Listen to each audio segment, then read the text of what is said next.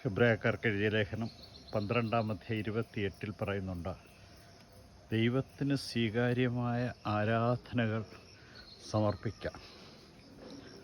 ദൈവത്തിന് സ്വീകാര്യമായ ആരാധന സമർപ്പിക്കേണ്ട ആവശ്യകത എന്താണെന്ന് ചോദിച്ചാൽ, ദൈവമാണ് സർവ്വതും സൃഷ്ടിച്ച് പരിപാലിക്കുന്നത്.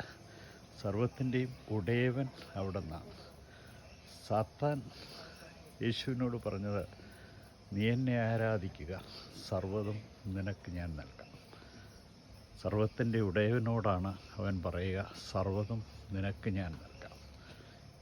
പ്രപഞ്ചത്തെ സൃഷ്ടിച്ചവനും പരിപാലിക്കുന്നവനും സർവ്വതും സൃഷ്ടിച്ച് നയിക്കുന്നവനുമായ ദൈവത്തിനെ ചോദ്യം ചെയ്തുകൊണ്ടാണ് ഒരു ആരാധനയ്ക്ക് വേണ്ടി അവൻ ആഗ്രഹിക്കുന്നത്.